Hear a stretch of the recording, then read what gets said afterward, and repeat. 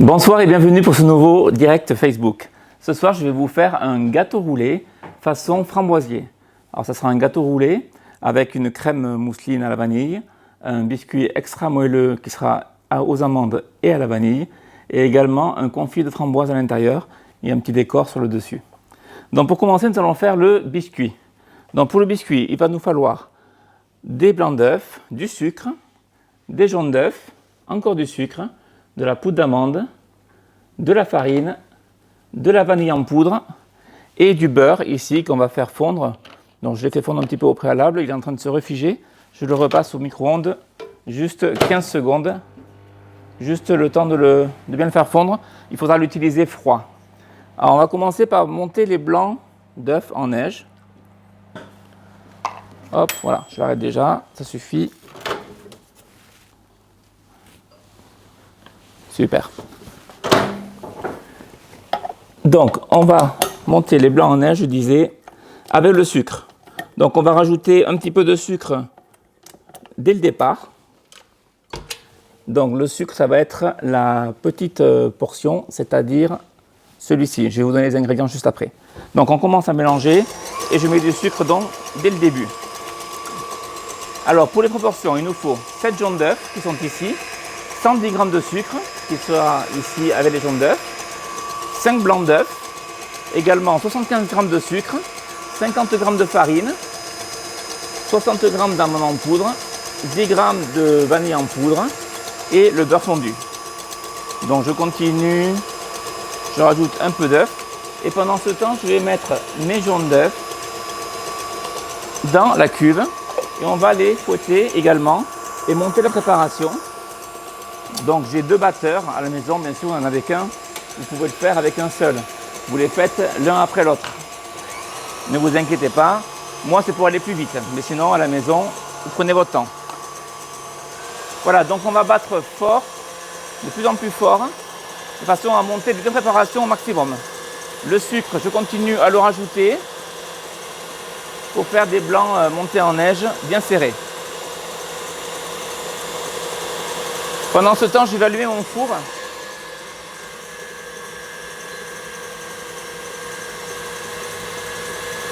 À 170 degrés.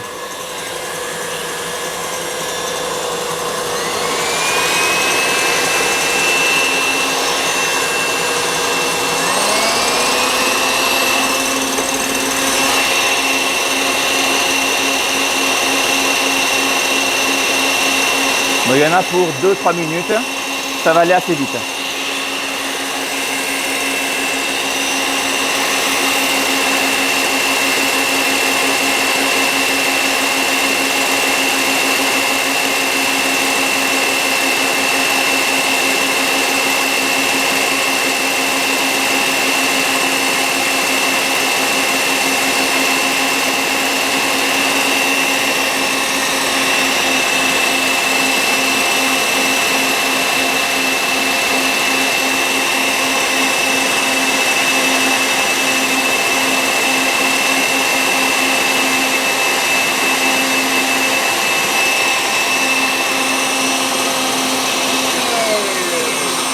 Pour les blancs, ça va être bon.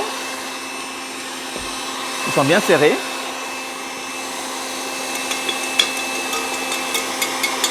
Et pour les jaunes, on continue un petit peu.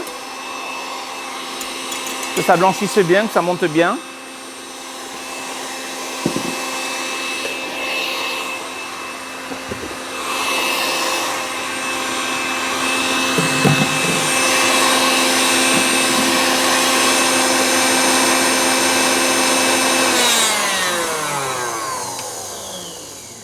Et voilà.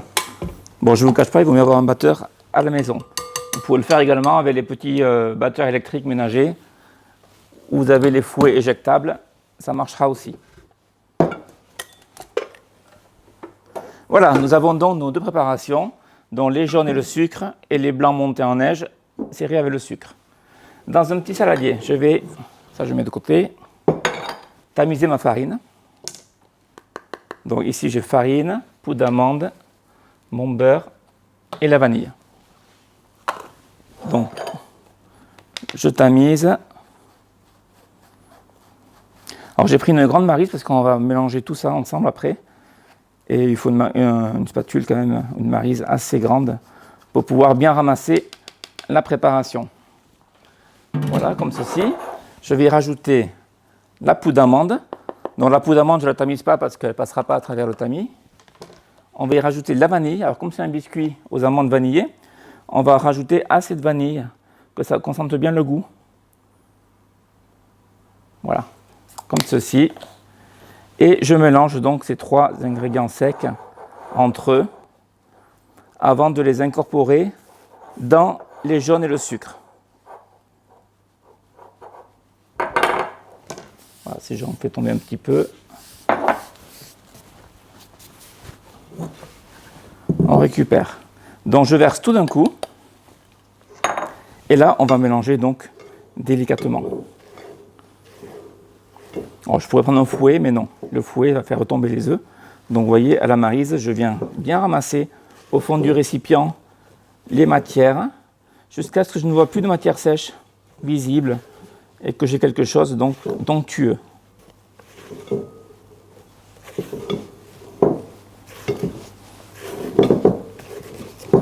Voilà. À ça, je rajoute donc mon beurre fondu mais froid, et j'incorpore donc le beurre délicatement. C'est un biscuit intéressant parce qu'il va nous donner quelque chose de très moelleux, c'est ce qu'on recherche, qu'on puisse rouler le biscuit sans qu'il se casse. Bien sûr, il faut la cuisson joue, hein. Si vous cuisez trop, le biscuit va sécher, il va se casser. Là, c'est un biscuit qui va cuire à 170 degrés pendant, on va dire, entre 10 et 15 minutes. Dans mon four, c'est 13 minutes, précisément. Alors, je dis entre 10 et 15 parce que, selon le four, ça peut vraiment varier. Et j'utilise un four à chaleur tournante. Voilà. Donc, le mélange est bien fait. Je vais y rajouter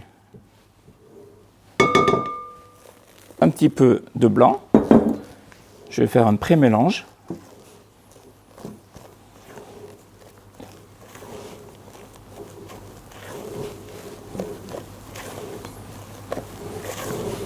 Jusqu'à ce que je ne vois plus du tout de blanc. C'est très, très aérien. À la spatule, j'entends les bulles d'air. Voilà. Et je vais transvaser tout dans la cuve des blancs.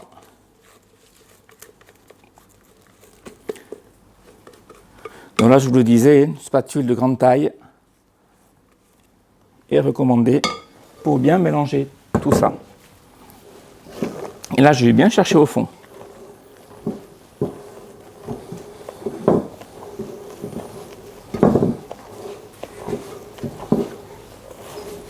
Alors, mélanger délicatement, ça ne veut pas dire mélanger lentement.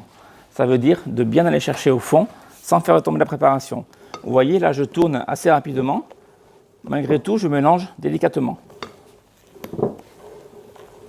Et je mélange jusqu'à ce que je ne vois plus de morceaux de meringue, de blanc en neige, que tout soit bien incorporé. Alors bien sûr, le volume de la préparation va retomber un petit peu, parce qu'en mélangeant, on fait retomber un petit peu, mais bon, c'est pas très grave. Il ne faudrait pas utiliser de fouet, surtout pas à ce moment-là. Voilà, je vérifie bien. J'ai la chance d'avoir un bol transparent, je peux regarder par transparence si j'ai tout bien mélangé. Et là, je vais le mettre donc à cuire sur une plaque sur laquelle j'ai mis un cadre. Alors c'est une plaque 40 par 30 cm et j'ai mis un cadre extensible qui doit faire légèrement inférieur, hein. Il doit faire 37-38 de long par 27-28 à peu près. Voilà, donc je vais faire un biscuit roulé avec un biscuit à la base de ce format-là. Cette quantité de pâte correspond exactement à la dimension du cadre. Donc, servez-vous-en comme repère. Si vous faites à la maison avec un biscuit plus petit, un cadre plus petit. Et ça va nous faire un bon biscuit qui va faire un bon centimètre d'épaisseur. Mais bon, c'est important de bien le sentir aussi à la dégustation, surtout qu'il va être vraiment très bon. Donc je prends une petite palette et j'étale bien ma préparation Donc j'ai mis un papier sulfurisé, oui, sur la plaque au fond. Je ne graisse pas le cercle, c'est inutile. En dehors d'apporter de la matière grasse inutile, ça ne sert à rien. Et sur le papier sulfurisé, ça ne va pas couler du tout. Ça sera très bien. Donc là, le but du jeu est de répartir la préparation sur une épaisseur régulière. Donc vous prenez votre temps. Le four est chaud.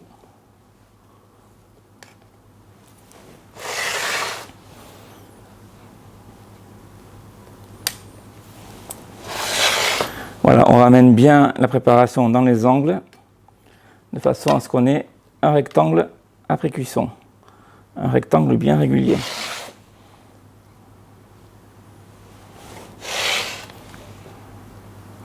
Voilà, comme ceci. Et là, nous allons donc pouvoir l'enfourner donc pendant 13 minutes, en ce qui me concerne, dans un four chaleur tournante à 170 degrés.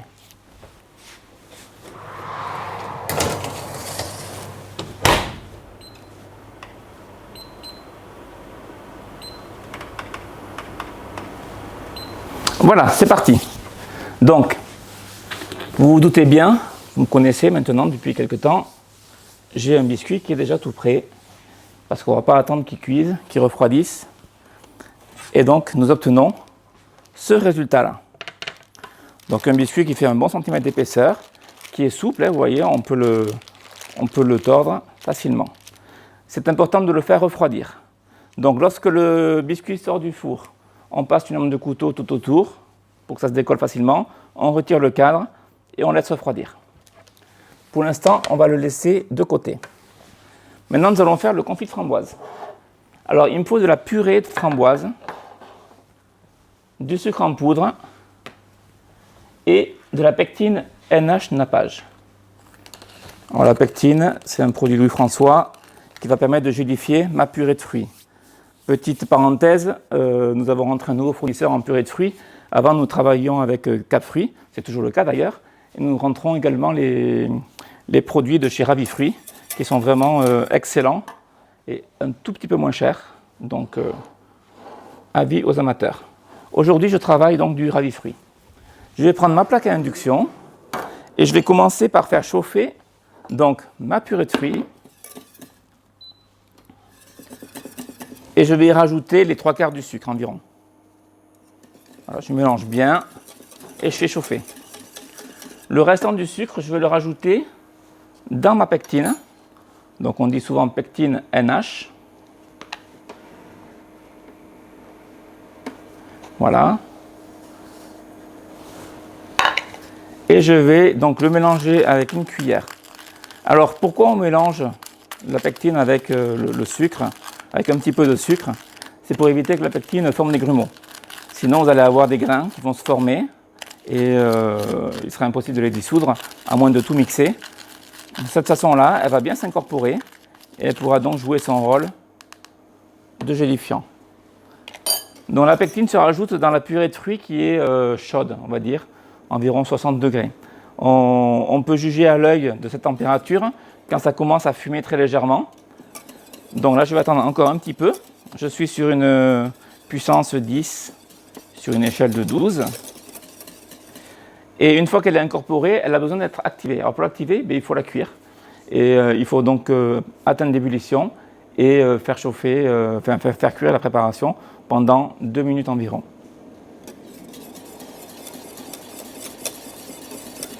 Alors vous allez me dire, on pourrait utiliser de la gélatine. Oui, mais vous n'aurez pas la même texture. Vous aurez quelque chose de beaucoup plus gélatineux. La pectine donnera quelque chose de beaucoup plus aspect marmelade, aspect confiture. À condition de bien la doser, bien sûr. Si vous en mettez trop, vous aurez quelque chose de gélatineux également. C'est une question de dosage. Je ne sais pas si on le voit à la caméra, ça commence à fumer très légèrement. Je pense que la température, pour vous donner un ordre d'idée, on est à 60 degrés. Donc là, je rajoute en pluie mon mélange sucre-pectine et je mélange. Surtout, je le fais en mélangeant. Et je vais donc atteindre l'ébullition. J'augmente le feu de façon à ce que l'ébullition soit obtenue. Et dès que ça bouge, je maintiens pendant 1 à 2 minutes.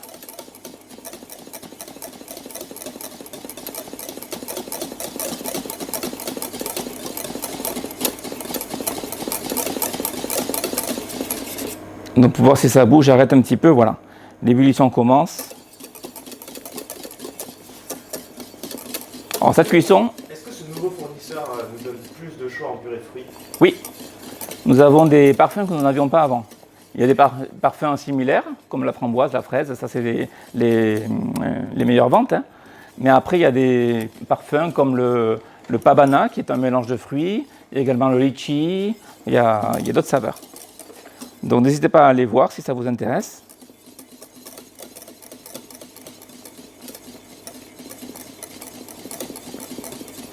Il y a aussi le pina colada, mojito. Voilà, donc vous voyez, l'ébullition est bien obtenue. Je maintiens encore un petit peu. Important pour activer la pectine et qu'elle joue bien son rôle.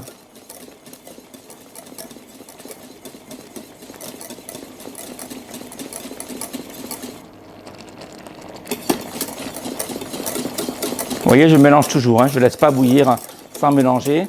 Si je m'arrête, c'est juste pour voir si l'ébullition se fait bien. Mais je reprends de suite le mélange. Voilà. On va pouvoir retirer donc la casserole du feu.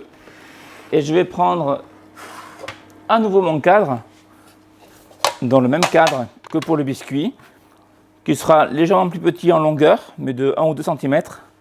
Et je vais venir... Donc, déjà, j'ai chemisé le fond de mon cercle, de mon cadre, avec du papier film. Je ne sais pas si on le voit. Voilà. De façon à ce que la pectine, le confit, soit retenu, que ça ne coule pas sur les bords. Et ensuite, mon papier film, je l'ai remonté sur les bords, comme ici, de façon à ce qu'il tienne bien. Voilà, si le fond est un petit peu fripé, ce n'est pas très grave, ça ne se verra pas. Donc là, je vais venir verser mon confit de fruits sur toute la surface,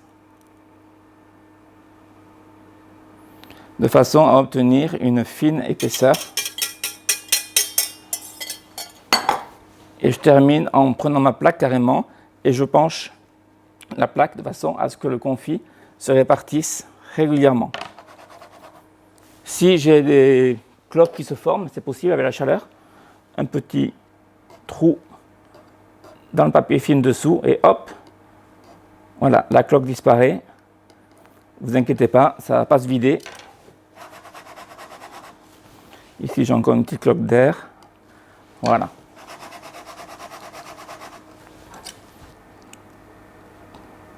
Voilà, cloque rebelle. Très bien. Donc vous voyez, ça se gélifie quand même assez rapidement. Je viens de le verser et ça a déjà une tenue très légère. Donc là, on n'y touche plus. À ce stade, on va le mettre au congélateur.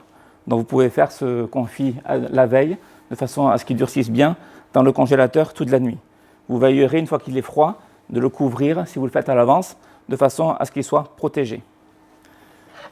Donc Gaëtan, je vais te donner la plaque. Et tu vas pouvoir aller la mettre dans le congélateur, s'il te plaît. Voilà. On va poursuivre donc maintenant avec notre crème mousseline qu'on va commencer par une crème pâtissière. La crème mousseline, tout le monde le sait, c'est une crème pâtissière beurrée. Donc la crème pâtissière, pour la faire, il nous faut des jaune d'œuf, il nous faut du lait qu'on va de suite mettre à bouillir avec de la vanille. Donc je vais rajouter encore ma vanille en poudre. La vanille coûte très cher en ce moment, donc j'utilise pas beaucoup de gousses, mais les vanilles en poudre ou caviar de vanille, ça fonctionne très bien. Voilà, pendant que mon lait chauffe, je vais me décaler juste un petit peu. Hop. Donc j'ai mes jaunes d'œufs, je vais rajouter mon sucre en poudre et ma poudre à crème. Alors, je vais revenir sur les proportions du confit de framboise, pardon, j'ai oublié de les citer. Donc 350 g de purée de framboise, 8 g de pectine NH nappage, généralement appelée pectine NH, et 100 g de sucre. Et maintenant pour la crème pâtissière que je suis en train de faire, il me faut 400 g de lait, 80 g de jaune d'œuf, 96 g de sucre, 40 g de poudre à crème qu'on peut remplacer avantageusement par de la maïzena. Les deux produits sont très bien. La poudre à crème est juste aromatisée à la vanille et contient également un petit colorant qui va donner une crème bien jaune, tandis que la maïzena, c'est la fleur de maïs qui est neutre en couleur et en arôme. Et également donc, la vanille en poudre qu'on a mis dans le lait. Et pour transformer cette crème pâtissière donc, en crème mousseline, j'ai besoin de beurre. Ça sera 120 g de beurre qui sera du beurre à température ambiante. Donc là, j'ai mon lait qui est en train de chauffer. Je vais l'augmenter un petit peu parce qu'on va être prêt.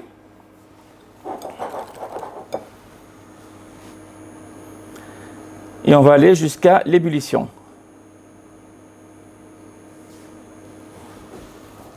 Donc vous voyez, j'ai mélangé mes jaunes avec le sucre et la poudre à crème. Je n'ai pas blanchi les jaunes et le sucre comme on le fait habituellement. Dans la crème pâtissière, ce n'est pas utile. On peut mettre les trois ingrédients ensemble et on mélange tout directement. Vous obtiendrez la même chose. Voilà, là l'ébullition est là, donc je vais verser le lait dans mon saladier et bien mélanger de façon à ce que tout soit bien dissous. Et lorsque le mélange est fait, je remets tout dans la casserole de cuisson du lait. Bon, la crème pâtissière, c'est un grand classique. Je pense que beaucoup d'entre vous doivent savoir la faire. Et là maintenant, on va la cuire. Alors, là c'est un problème que vous rencontrez souvent. Quand je dis vous, c'est par rapport aux questions que vous me posez sur le site. Vous avez des crèmes trop molles, vous avez des crèmes qui rentrent de l'eau, vous avez... Enfin, tous ces problèmes-là sont causés par la cuisson. En fait, vous ne cuisez pas assez vos crèmes. Là, je suis en train de faire une crème pâtissière et non pas une crème anglaise. Pour une crème anglaise, la texture serait bien que dans la crème anglaise, il n'y ait pas de farine. Mais pour la crème pâtissière, il faut attendre qu'elle soit vraiment épaisse. Donc, il faut la cuire. On va réduire le feu de façon à ce que ça n'accroche pas au fond de la casserole. Et on va la cuire pendant 2-3 minutes. Donc vous voyez, ça commence à épaissir vraiment par le centre. Et petit à petit, le côté liquide, tout le contour liquide va s'incorporer progressivement. Alors là, j'obtiens une crème qui est relativement épaisse. Cependant, elle n'est pas cuite. Et c'est l'erreur que vous faites. Il faut prolonger la cuisson de façon à se rendre compte qu'il y ait un petit relâchement. C'est-à-dire, on a l'impression qu'elle est très épaisse et puis tout d'un coup qu'elle se fluidifie très légèrement. Alors ça, vous pourrez le sentir, vous en rendre compte qu'en la faisant et à l'œil. Voilà, elle commence déjà à se liquéfier un petit peu, elle commence à briller également. Et là, c'est un signe que la crème va être cuite. C'est-à-dire qu'il faut que les grains d'amidon, il faut qu'ils cuisent. Si vous les laissez crus dans la préparation, ça ne peut pas aller. Et c'est également une des causes, enfin une des raisons plutôt, pour laquelle des crèmes rentrent de l'eau. Le lendemain, vous la mettez au frigo. Et le lendemain, vous trouvez tout autour de votre crème un petit peu d'eau. C'est parce que votre crème n'est pas cuite. Donc, elle a recraché de l'eau. Voilà. Là, on voit bien qu'elle a relâché, qu'elle est plus fluide. Donc, je vais stopper le feu. Et quand je mélange également ma crème comme ceci, je ne racle pas le fond de la casserole. Parce qu'il y a toujours une pellicule qui se forme. Et si je racle le fond, cette pellicule, je la décolle. Et si le fond pas cramé, mais est coloré, j'aurai des grains noirs dans ma crème pâtissière. Et ce n'est pas vraiment ce qu'on recherche à avoir. Donc à ce stade, je vais pouvoir débarrasser ma crème dans un bac de façon à la faire refroidir rapidement. Donc là, il y a le biscuit qui est cuit, qui sonne. On va aller voir.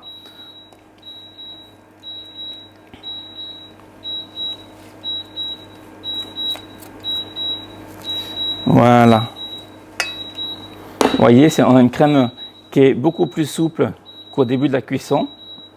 Et là, je la mets sur une fine épaisseur dans ma plaque de façon à ce qu'elle refroidisse rapidement.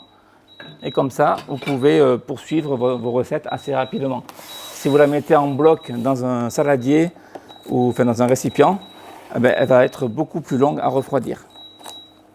Et je la filme au contact, toujours, pour éviter justement, ça sera mieux, pour éviter qu'une pellicule se forme à la surface. Voilà. Donc cette crème, une fois qu'elle est refroidie à température ambiante, vous la mettez dans le frigo. Ne la mettez pas chaude dans le frigo, vous allez déséquilibrer tout l'environnement de votre frigo et les aliments qui sont à côté. Donc vous la laissez refroidir pour l'instant sur le coin de la table et quand elle sera à température ambiante, vous la conservez au frigo. Pour faire notre crème mousseline, il sera important que la crème soit très froide. Donc le biscuit est cuit.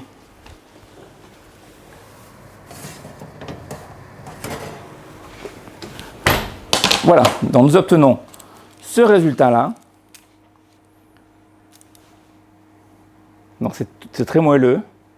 Alors pour se rendre compte s'il est cuit, il suffit de presser avec le doigt.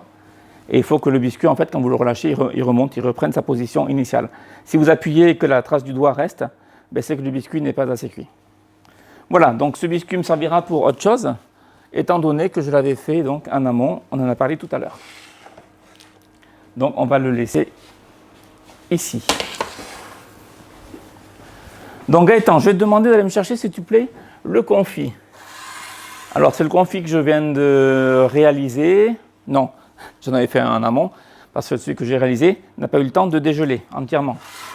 Donc j'en avais fait un en parallèle, enfin en amont, que je vais utiliser tout de suite, de façon à poursuivre la recette.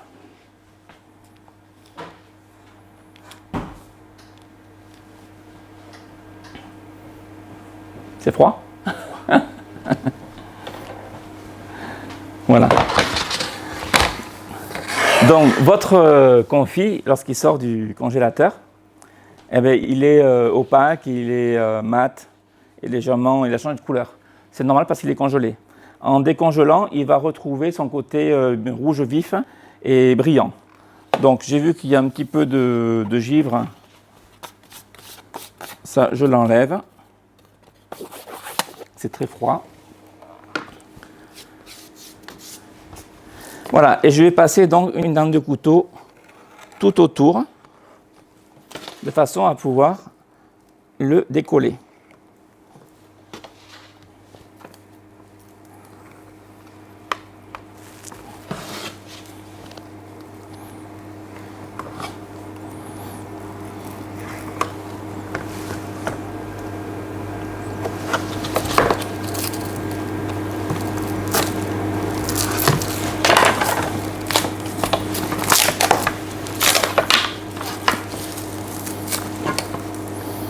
C'est tellement froid que j'ai du mal à traverser. Alors le but c'est d'avoir quelque chose qui fasse à peu près la dimension du biscuit.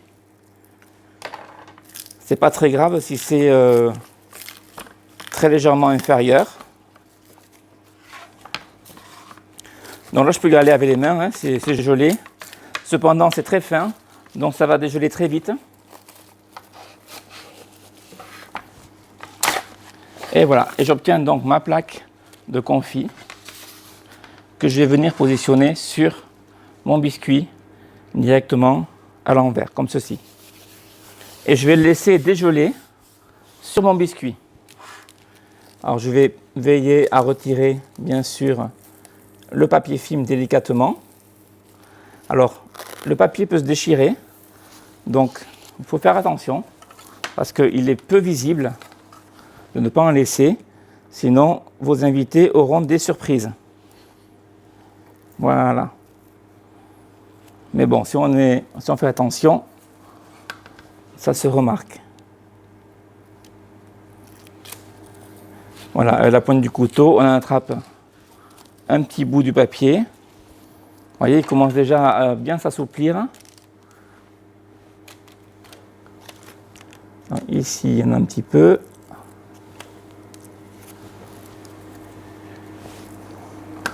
Voilà. Ici encore un petit peu. Voilà, ça faites attention, hein, c'est facile à reconnaître si on en a oublié ou non. Ça serait dommage. Voilà, donc ça on va le laisser dégivrer. On commence déjà à avoir des zones plus sombres. Ça commence à dégivrer. Et ici c'est beaucoup plus froid. C'est pour ça que c'est plus clair. Donc on va laisser ça dans un coin pour l'instant. Comme ceci. Maintenant nous allons faire la crème mousseline. Donc nous avons notre crème pâtissière qui est au froid. Comme elle a besoin d'être très froide, j'ai préparé une crème pâtissière en amont, vous vous en doutez. Il nous faut du beurre pommade. Alors le beurre pommade, j'ai commencé à le battre avant de démarrer le direct, parce qu'il faut le battre pendant 7-8 minutes. Et 7-8 minutes à regarder le beurre se faire battre, bon, pas très intéressant. Donc au moins celui-là, il est déjà fait. Alors c'est du beurre classique, du beurre de cuisine, hein, du beurre doux de préférence. Et je l'ai tout simplement mélangé, battu à grande vitesse, de façon à obtenir quelque chose de très lisse, très homogène. Le beurre va même s'éclaircir en couleur et devenir très onctueux, un peu comme une pommade. Donc maintenant, Gaëtan, tu vas aller me chercher, s'il te plaît, la crème pâtissière dans le frigo. Donc à ce beurre, je vais rajouter ma crème pâtissière qui est très froide. Alors bien souvent, on entend dire, pour faire une crème mousseline, il faut avoir un beurre, une crème pâtissière à température identique, de façon à ce que le mélange se fasse bien. Alors moi, je vais vous donner ma technique qui fonctionne très bien et qui pourrait paraître totalement erronée avant de commencer. On va utiliser donc un beurre qui est à température ambiante, pommade, donc qui a bien été battu, et une crème pâtissière qui est très froide. Donc je vais mettre le batteur à vitesse maximum et je vais incorporer ma crème pâtissière en 5-6 fois.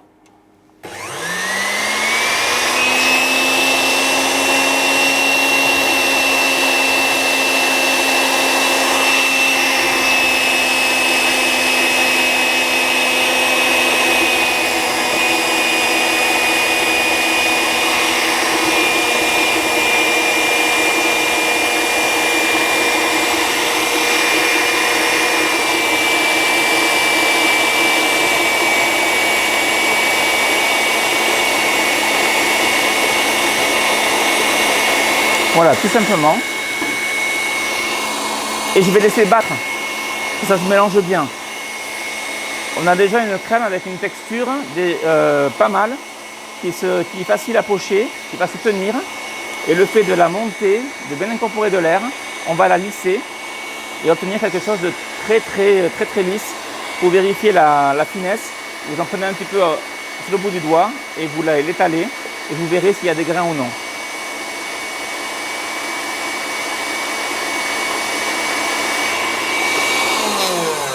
Donc là, je peux me permettre d'arrêter juste pour corner. Vous voyez comment elle se tient au fouet. Juste pour corner à la maryse les bords, de façon à bien ramasser tout. Être sûr que tout le beurre se soit mélangé. Souvent, il en reste un petit peu collé sur les parois de la cuve. Donc, n'hésitez pas à corner et à bien mélanger à nouveau.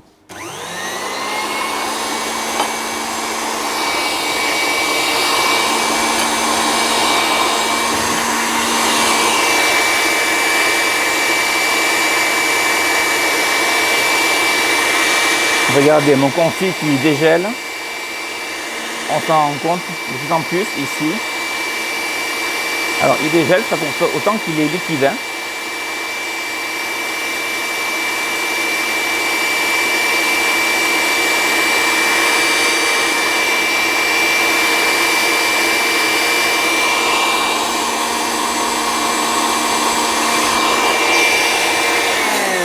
Voilà, on l'arrête à nouveau.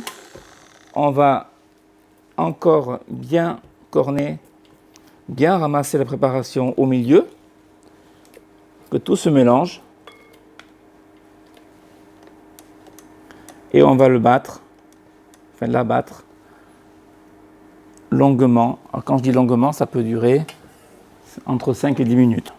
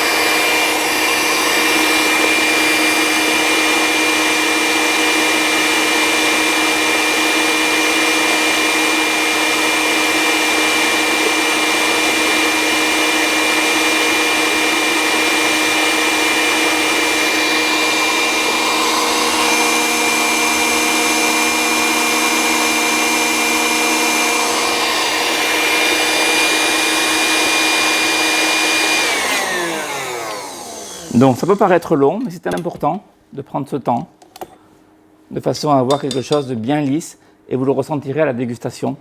Vraiment, prenez le temps de le faire comme il faut.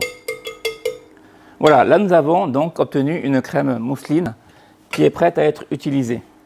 Dans l'hypothèse où votre crème aurait grainé, c'est-à-dire que le beurre s'est répandu en micro-gouttelettes, mais ces gouttelettes n'arrivent pas à se dissoudre, comment faire?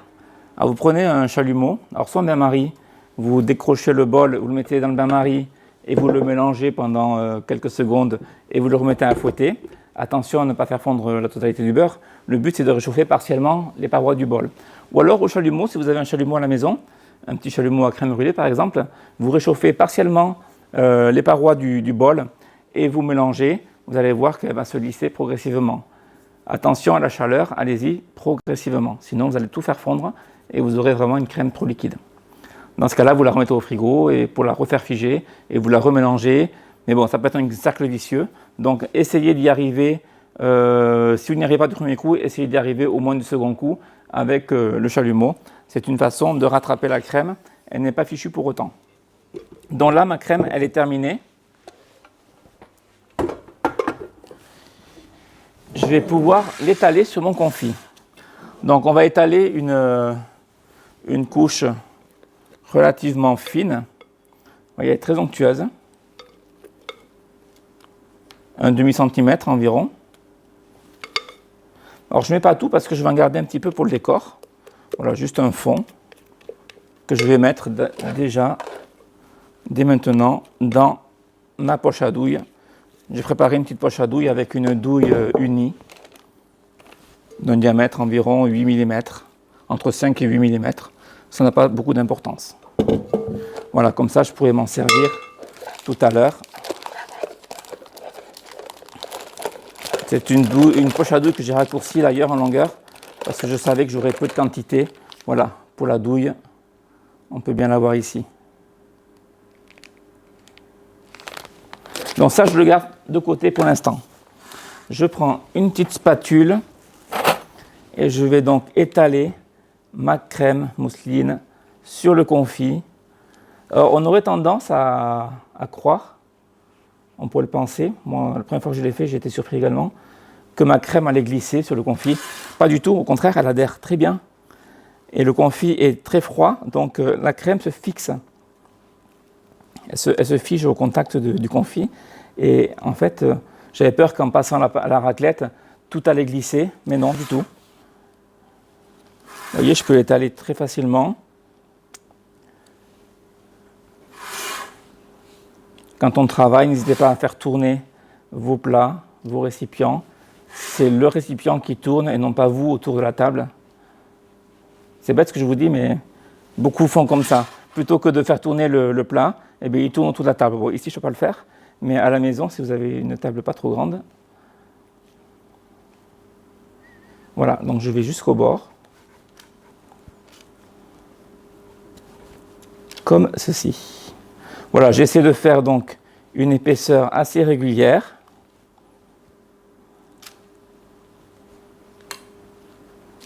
Je lisse bien le dessus. Voilà. Quand j'en suis à ce stade-là, je vais prendre du papier film. Alors j'en ai là. Je dois avoir un papier film plus long, qui doit être par là, derrière. Voilà, là, juste à la gauche, là, entre les deux robots.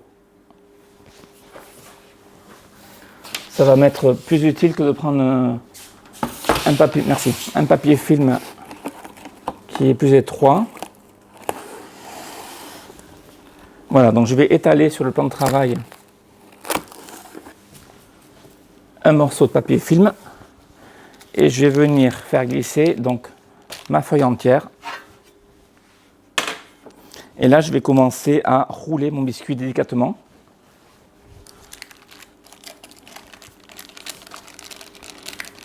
Alors, il y a tout qui va suivre, et le biscuit, et le confit. Et au fur et à mesure, il va se décoller également du papier sulfurisé. Alors, vous avez deux solutions, le rouler dans le sens comme je le fais là, ou le rouler dans l'autre sens. Ça vous fera donc un roulé moins de diamètre inférieur mais plus long dans l'autre sens, ou alors faire un roulé assez gros mais qui sera plus court. Ça, c'est vous qui voyez. Les deux options sont possibles.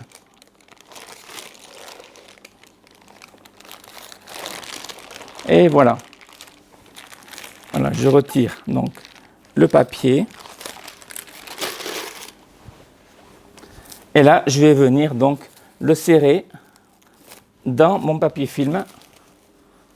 Il est un peu grand, je le serre bien fort, comme ceci. Les côtés, on n'y touche pas. Je vais reprendre un papier film, cette fois-ci dans l'autre sens. En fait, je l'emballe 2 fois.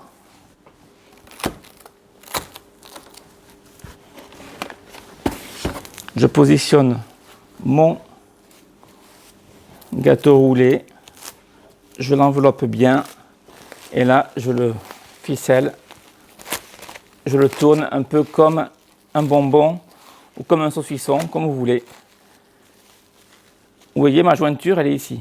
Je prends garde de la mettre dessous. Et je vais le mettre donc au frigo, comme ceci, de façon à ce que tout se rigidifie avec le froid. Voilà. Gaëtan, tu vas pouvoir, s'il te plaît, me le mettre dans le frigo. Et tu vas aller me chercher le gâteau roulé que j'ai préparé en amont.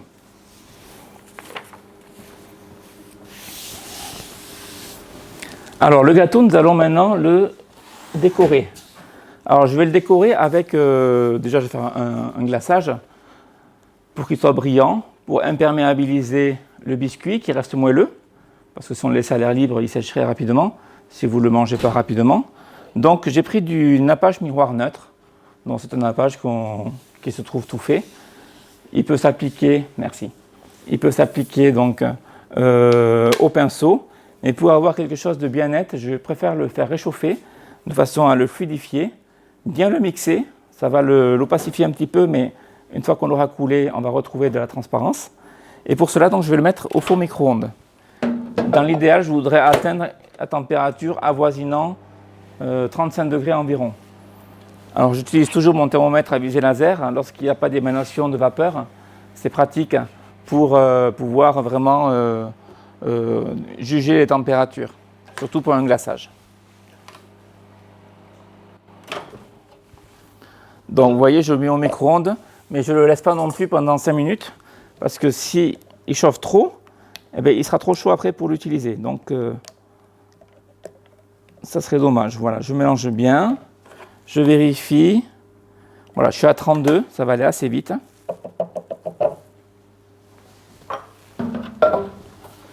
Et je veux atteindre 35. Et j'ai également un petit mixeur plongeant. Ici, c'est un Bamix, on pourrait utiliser ce qu'on veut comme marque, peu importe.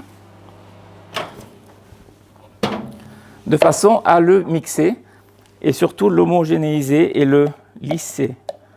Le fait de mélanger, de mixer le glaçage, il va devenir bien homogène. Là, je suis à 36 degrés, vous voyez, ça va très vite avec le four micro-ondes. Donc, ne vous oubliez pas, n'allez pas répondre au téléphone, ni ouvrir la porte, ce n'est pas le moment. Donc, mon glaçage est à 36,7, ça va. J'ai dit 35, mais bon, si c'est un peu plus, c'est pas grave. C'est pas une surface glacée, donc il n'y a pas trop de risque. Et là, je vais le mixer.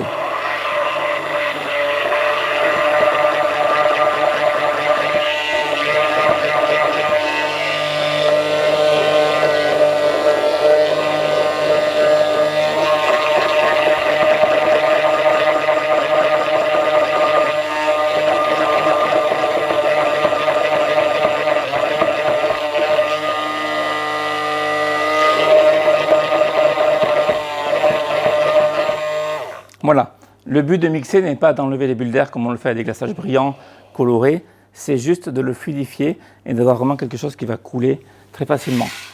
Donc mon gâteau roulé est sorti du frigo. On va le libérer de son papier film.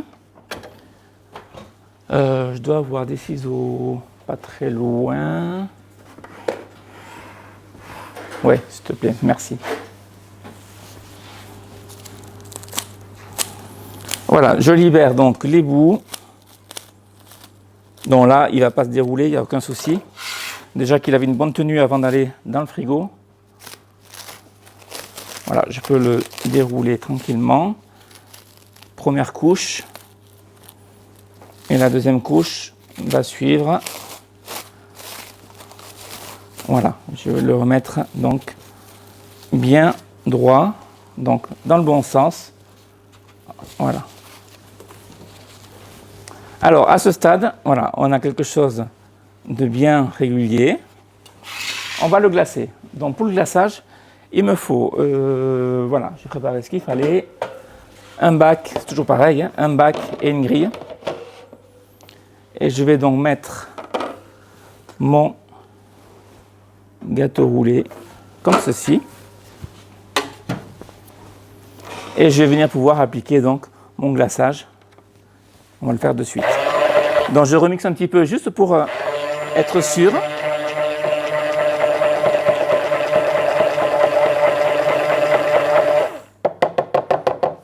Voilà, là c'est parfait, il est bien fluide. Un peu opaque, mais ce côté opaque va disparaître en refroidissant, donc c'est pas grave. Et je vais appliquer donc mon glaçage en faisant un zigzag sur la longueur de mon gâteau, de façon à recouvrir toutes les zones et en évitant de revenir en arrière. Il faudrait essayer de faire tout en un seul coup.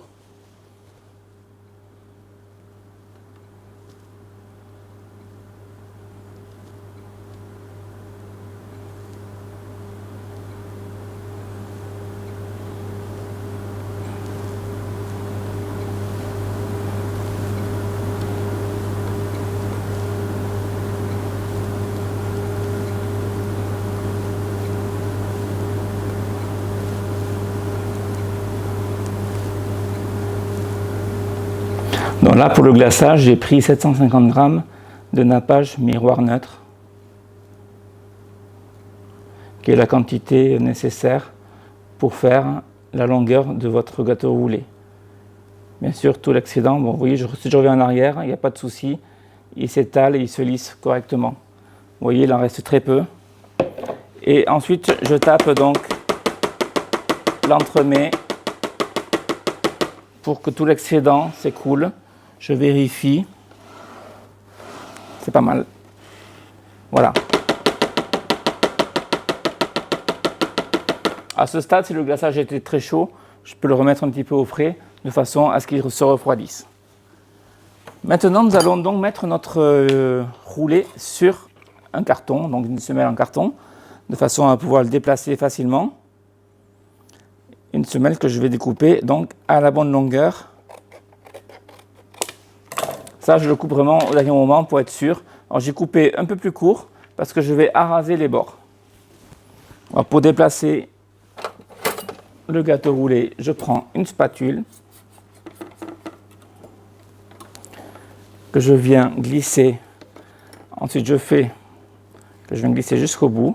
Je fais pivoter mon gâteau sur la grille de façon à ce que ça coupe les fils du glaçage. Et je viens donc le positionner sur ma semelle à bûche, comme ceci. Et là, j'enlève délicatement la spatule, voilà, sans abîmer le gâteau. Donc je vais revenir sur ma petite plaque et on va couper les bords. Et là, on va découvrir l'intérieur. C'est là qu'on verra si on a fait un joli roulé ou non. On verra toutes les épaisseurs de crème, de biscuits et de confit qui vont se révéler. Donc, de préférence, prenez un couteau scie, c'est-à-dire un couteau avec des dents, et on va enlever la valeur d'un demi-centimètre environ. Alors là, je m'aide avec le doigt pour tenir l'entremets, le roulé avec, par rapport au carton. Je touche le carton en fait, je ne touche pas la pâte. Hein. Et là, j'incise délicatement, voilà, comme ceci. Et là, on peut se rendre compte donc Hop. Je ne sais pas si on le voit. Voilà. On voit donc tout l'intérieur avec les différentes couches. Je vais faire pareil de l'autre côté. À chaque fois, j'essuie bien ma lame de façon à ne pas abîmer et salir la coupe.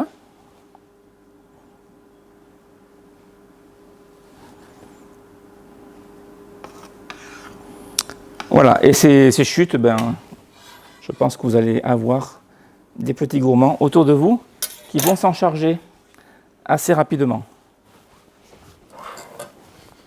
Moi, à part, j'en ai un en face de moi qui rigole et qui se lèche déjà les babines. Voilà. Donc, j'essuie le carton, que ce soit bien propre, bien net, comme ceci. Il ne me reste plus qu'une chose, donc décorer le dessus de mon gâteau roulé. Alors, le gâteau roulé est couvert d'un glaçage miroir neutre. Ce glaçage miroir neutre a tendance à glisser. Donc, on va se concentrer sur une rangée de décors. Ça va être des petites framboises fraîches qu'on va positionner le plus à la verticale possible, enfin le plus à la verticale sur le dessus et non pas sur les côtés. Sinon, si vous laissez dans le frigo pendant 1 heure, votre décor aura glissé. Donc, il faut vraiment essayer de rester le plus sur le dessus. Pour cela, j'ai des petites framboises. Alors, j'ai juste coupé le fond de la framboise pour faire une assise, qu'elle puisse bien se positionner. Je les ai simplement poudrées. Alors, soit de sucre glace, si les framboises sont très fraîches. Si vos framboises sont un peu moins fraîches, du Codinège, qui est un sucre glace qui résiste à l'humidité. Donc, votre sucre glace restera plus longtemps visible. Et je vais venir donc positionner ces framboises, comme je vous le disais, sur la partie supérieure, en prenant soin de les appuyer un petit peu. Voilà, de façon à ce qu'elles adhèrent.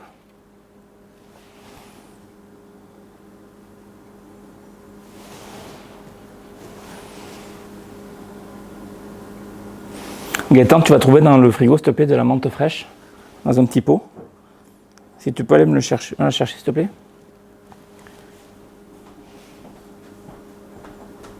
Voilà, comme ceci, il n'y a pas de souci.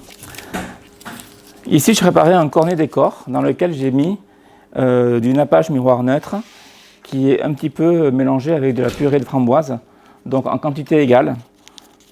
On va dire 1 cuillère à soupe de l'un et 1 cuillère à soupe de l'autre. Vous mélangez bien. Merci. Vous le mettez dans le cornet décor. Et là, on va venir garnir l'intérieur des framboises. Donc, j'ai coupé la pointe pour faire un petit trou. Et là, je garnis gentiment l'intérieur des framboises jusqu'au bord.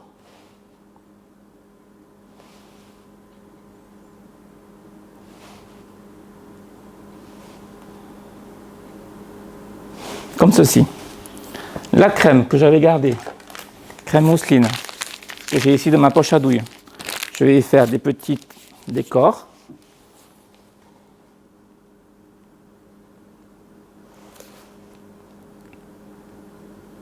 Donc, eux aussi, je reste bien sur le dessus du gâteau, que le décor n'aille pas glisser.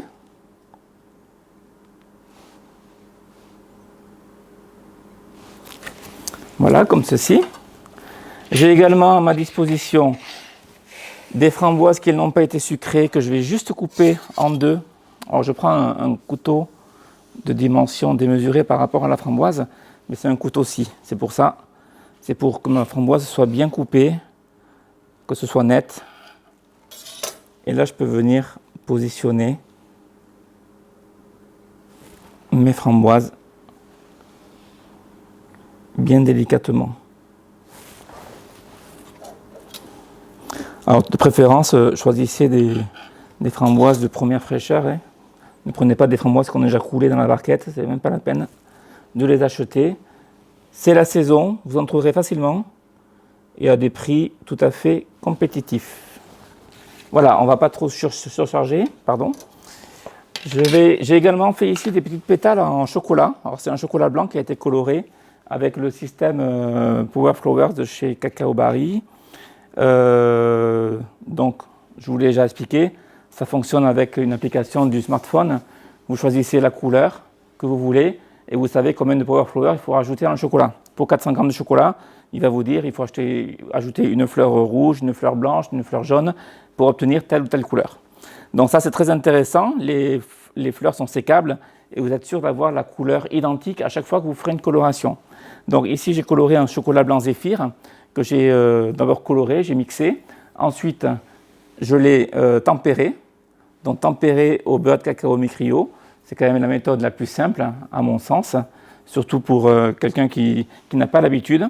Et ensuite, avec un petit bouchon vous savez, les bouchons métalliques à vis qu'on trouve par exemple sur la bouteille de rhum, les bouteilles d'alcool. On prend le bouchon, imaginons que ce soit ce couvercle, on le trempe dans le chocolat tempéré et on vient le positionner sur un ruban PVC. Donc c'est le ruban qui entoure les entremets. Et ce ruban, après, on vient le positionner dans une gouttière pour avoir le petit côté ondulé. Voilà, et ça ressemble vraiment, la couleur que j'ai choisie, ça ressemble vraiment à la couleur d'une pétale de rose. Et je peux positionner donc délicatement ma petite pétale sur l'entremet. Ça apporte un petit peu de fantaisie.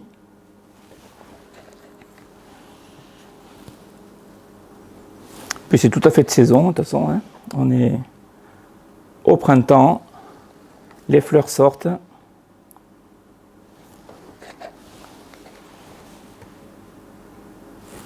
Voilà, comme ceci. Je vais en mettre une ici. Voilà. À ceci, je peux rajouter un tout petit peu de paillettes d'or. Alors attention, c'est très volatile. Pour la faire tenir, soit une goutte de nappage miroir neutre. Ici, il est coloré, mais ce n'est pas gênant.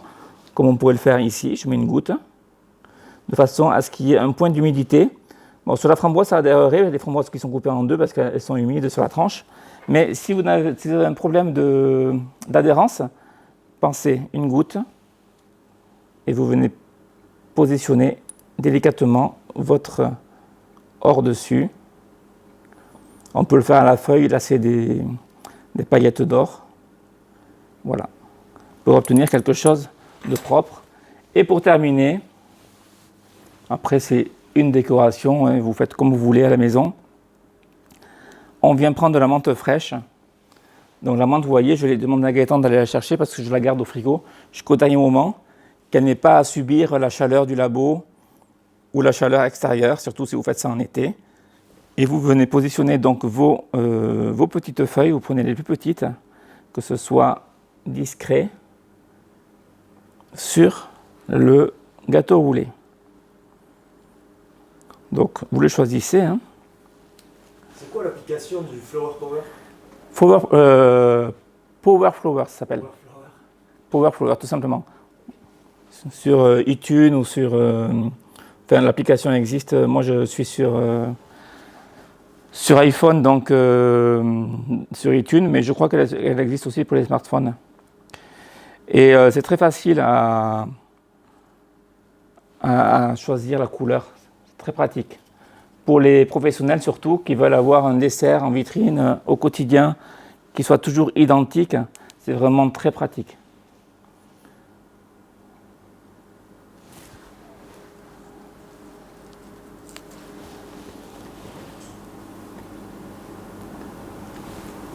Et voilà, notre petit roulé aux framboises façon framboisier. Mais bon, la forme est totalement différente.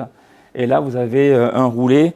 Je pense que vous pouvez bien servir 10 personnes facilement en faisant des tranches tout à fait acceptables. Voilà, je vous le mets dans le bon sens pour bien visualiser, bien que ce soit joli de tous les côtés. Vous allez retrouver la recette très bientôt sur le site meilleurduchef.com. Ne la cherchez pas ce soir, elle n'est pas encore visible. Mais je pense que d'ici 24-48 heures, grand maximum, vous pourrez avoir tous les détails et également pouvoir revisualiser la vidéo sur le site ou alors dès ce soir sur la page Facebook. Je vous dis à très bientôt. On se retrouve mercredi prochain sur le thème de la charlotte aux fraises. Passez une bonne soirée, passez un bon jeudi de l'Ascension pour ceux qui ne travaillent pas et à mercredi prochain.